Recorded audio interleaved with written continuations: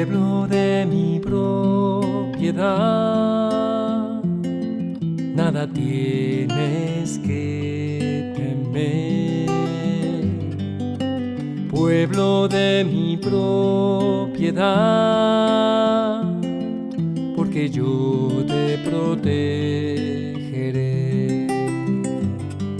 Aunque el mundo esté en tinieblas, consecuencia del pecado, pueblo de mi propiedad, yo por siempre tu luz seré. Hola queridos hermanos de Dabar, los saluda el Padre Walter Roy. Nos encontramos ya en el domingo 31 del tiempo ordinario, domingo 31, y este domingo la Iglesia nos invita a leer el libro del Deuteronomio como primera lectura, específicamente en el capítulo 6, los versículos del 2 al 6.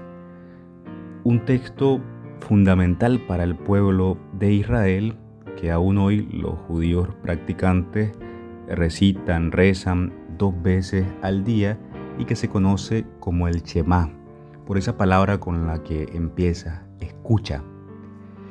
En hebreo, escucha es Shema, y de ahí que se conozca con esa primera palabra este texto que vamos a escuchar como primera lectura. La intención fundamental o lo que comprende el pueblo de Israel al hacer esta profesión de fe es que Dios es solamente uno, que no existen más dioses, que cualquier otra cosa que se le quiera poner ese nombre será falso. Y esto fue fundamental para el pueblo de Israel y para la historia también de las religiones y para la historia de la humanidad.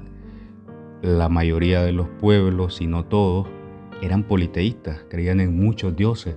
Normalmente la naturaleza o las fuerzas de la naturaleza eran adoradas como dioses.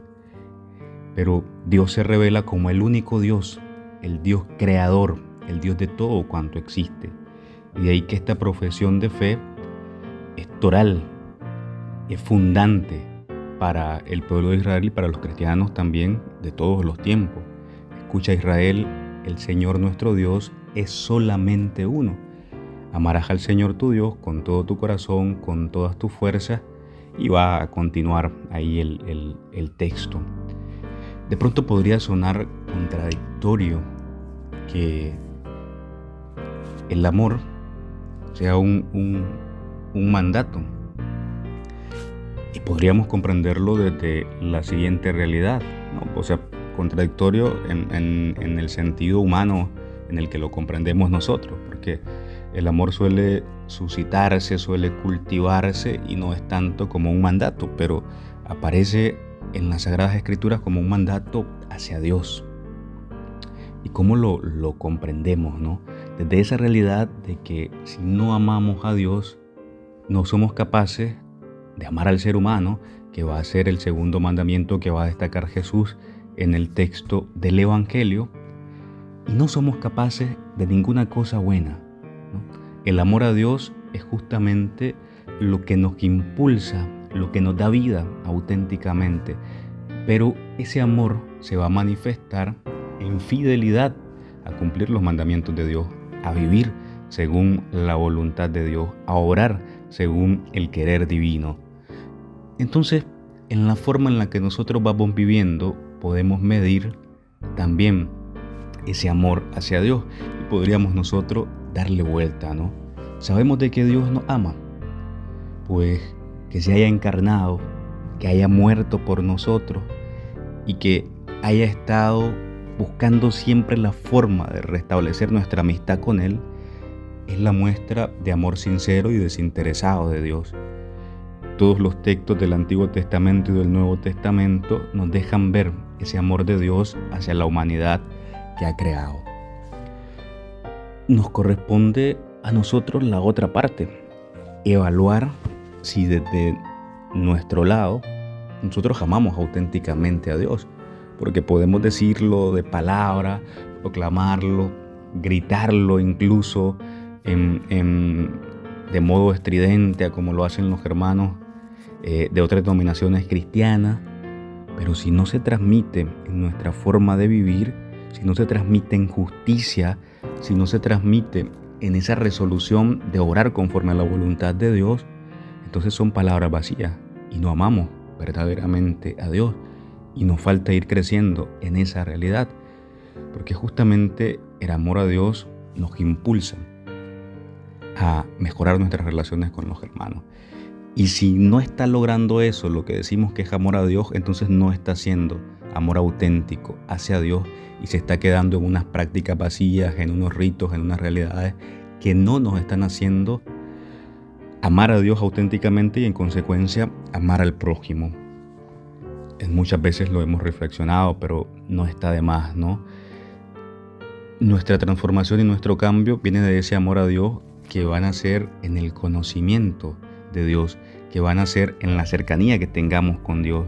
Puede que a alguien que no participe en la misa las primeras veces le resulte aburrido o alguna oración como el rosario, pero cuando se va acercando a esta realidad, la va asumiendo, se va dejando amar por Dios ahí en la oración, entonces ya no se vuelve tedioso, se vuelve una relación que nos hace falta, que nos gusta, que sabemos que dependemos de esa realidad, y más aún, con el tiempo eso nos va impulsando a ir transformando el resto de realidades de nuestra vida. Y nos duele, y nos tiene que doler cuando fallamos y cuando no somos consecuentes a la voluntad de Dios y estamos perseverando en la vida de fe.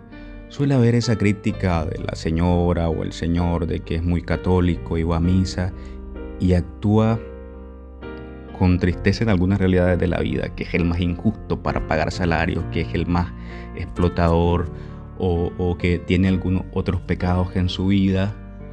¿Qué podemos leer aquí?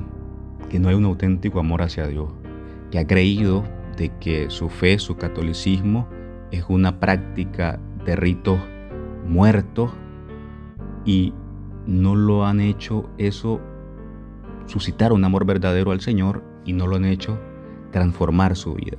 Evidentemente que aquí hay que cambiar, pero eso no tiene por qué hacernos perder la fe, ni tiene por qué alejarnos de la Eucaristía a las demás personas. Hay que orar por esas personas también para que Dios toque sus corazones un día y puedan ir amándolo y puedan ir transformando su existencia y configurándola con el Señor. Pero no puede ser eso un motivo para alejarnos o un motivo para alejar a otros de esa presencia del Señor. Pidamos a Dios que nos permita amarlo verdaderamente al punto que nos duela pecar, al punto que querramos reconciliarnos con Él si no sabemos en pecado mortal, al punto que querramos restablecer nuestra amistad con Él, al punto de que si hemos fallado a la oración, nos duela esa realidad y querramos restablecer nuestra vida de oración. Que Dios continúe bendiciendo nuestras vidas, queridos hermanos, que Dios les conceda una feliz semana. Pues tu nombre está grabado en las palmas de mis manos, y por ti mi amor es eterno, y por ti yo doy mi vida, oh pueblo de mi propiedad. Porque eres las niñas de mis ojos, si tú eres las niñas de mis ojos.